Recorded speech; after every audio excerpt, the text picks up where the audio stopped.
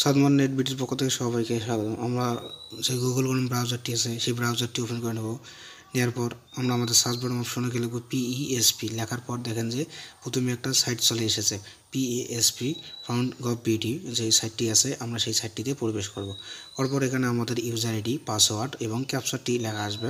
আপনারা দেখতে পাচ্ছেন আপনাদের মাঝে এরকম একটা যখনই যাবেন PESP লিখবেন তখন এই ক্যাপচারটি এই সাইটটি চলে আসবে। যখনই আপনাদের আসবে তখন পাসওয়ার্ড, ইউজার আইডি, আপনাদের যে ক্যাপচারটি আছে অবশ্যই সঠিকভাবে বসে দিয়ে যে লগইন লেখাটি আছে আমরা সেটিকে লগইন করে নেব। আর যারা আমাদের চ্যানেলে নতুন অবশ্যই চ্যানেলটি সাবস্ক্রাইব করে দেবেন নিত্য নতুন ভিডিও পাওয়ার জন্য। আমরা আমাদের যে লগইন লেখাটি আছে আমরা সেখানে লগইন করব। যখন লগইন করা হয়ে গেলে তখন এখানে একটা ড্যাশবোর্ড চলে আসবে, যে এরকম একটা ড্যাশবোর্ড দেওয়া আছে চলে আসবে। আমরা যে আমাদের প্রাথমিক নির্বাচন যে লেখাটি আছে আমরা সেখানে ঢুকবো, যে সাইটটি দেখা যায় সেই সাইটটিতে আমরা ঢুকবো। সাইটটিতে ঢুকার সাথে সাথে এখানে শিক্ষার্থীর তথ্য আপডেট করুন বা শিক্ষার্থীর তথ্য এন্ট্রি করুন। উপরে যে অনেকগুলো এখানে অপশন দেখা যাচ্ছে, প্রথমে যে অপশনটি আছে আমরা সেটিকে শিক্ষার্থীর তথ্য এন্ট্রি করুন সেটি আমরা নিব। নেওয়ার পর এখানে আমরা প্রথম দেখছেন যে জন্ম নিবন্ধন নাম্বার, যে স্টুডেন্ট যার আপনি উপবৃত্তির নতুন আবেদন করবেন তার এই জন্ম নিবন্ধন নাম্বার এখানে দিতে হবে। আর জন্ম নিবন্ধন নাম্বারটি যখন দেওয়া শেষ হয়ে যায় তারপরে দেখেন যে এখানে তার জন্ম তারিখ দেওয়া লাগবে। দেওয়ার পর দেখেন যে সার্চ নামের অপশনটি আছে, খুঁজুন। সেখানে আমরা খোঁজার সাথে সাথে দেখবেন যে তার নাম বা ইংলিশ নামটি চলে আসলো। এখানে হলো তারা কতজন ভাই বোন, সেই ভাই বোন সেখানে উল্লেখ করে দিতে হবে। এখানে সে কোন ধর্মের অনুসারী সেখানে সেটা দিতে হবে, কোন ধর্মের। যদি ইসলাম ধর্ম ইসলাম, হিন্দু হলে হিন্দু, বৌদ্ধ হলে বৌদ্ধ, যে ধর্ম তার সেই ধর্ম দিতে হবে। দেওয়ার পর কি সে নিগোষ্ঠীর না, তাইলে সেটি না দেওয়া লাগবে। পরে দেখেন যে মাতার NID নম্বর, অবশ্যই এই আবেদনটি করতে গেলে উপবৃত্তির জন্য মাতার NID নম্বর অবশ্যই লাগবে। আর এখানে আমরা মাতার NID দিলাম। দেওয়ার পর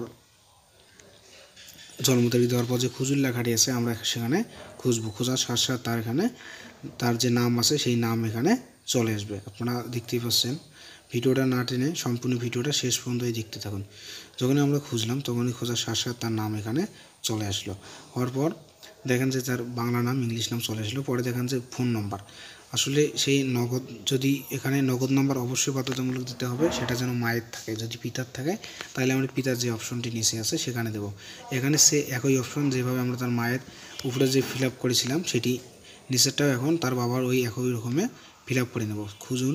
যখনই আমরা খুঁজলাম তখন তার নাম এখানে চলে আসলো, তার পিতার। যদি তার পিতার যদি নাম্বার থাকে সেই নাম্বারটি অবশ্যই এখানে দেব। মাতার থাকলে মাতার অবশ্যই দেবো। এখানে বর্তমান ঠিকানা, অস্থায়ী ঠিকানা, সে এখন কোন ঠিকানা আছে বর্তমান ঠিকানাটা যে আমরা সেই ঠিকানাটি এখান থেকে সিলেক্ট করব। আপনাদের যে ইউনিয়নের ঠিকানা সেই ইউনিয়নের ঠিকানা আপনি এখানে দিয়ে দেবেন। বসার শেষে যে দেখেন এখানে আমরা চাইলে এখান থেকে এডিট করে দিতে পারবো, বা না চাইলে উপরের দিকে যে একবারে একটা যে কোনার ঘর আছে, ঘরটি যদি আমরা টিক মার্ক করে দিই তাহলে অটোমেটিকলি আমরা যে বর্তমান ঠিকানা যে লিখছিলাম সে অস্থায়ী ঠিকানাতে একই চলে আসলো। আসার পর আমরা নিচের দিকে যাব। যখন নিচের দিকে যাব এখানে দেখা যাচ্ছে যে দেখেন বর্তমান শিক্ষাগত তথ্য, তার হাতের বাম সাইডে আপনারা দেখতে পাচ্ছেন যে তার স্কুলের নাম চলে এসেছে, সে কোন শ্রেণীতে পড়ে, সেশন কি প্রয়োজন, লাস্টেরটা হলো রোল নম্বর, সে তার রোল কত, এইটি আমাদের এখানে ফিল আপ করতে হবে। সে যে শ্রেণীতে পড়ে সেই শ্রেণীটি আমরা এখানে দিয়ে দেব।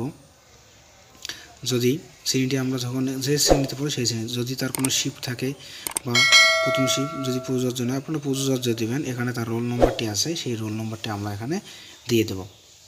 আর যারা আমাদের চ্যানেল নতুন অবশ্যই চ্যানেলটি সাবস্ক্রাইব করে দেবেন। এরপর আমরা নিচে দিয়ে যাব অভিভাবকের তথ্য।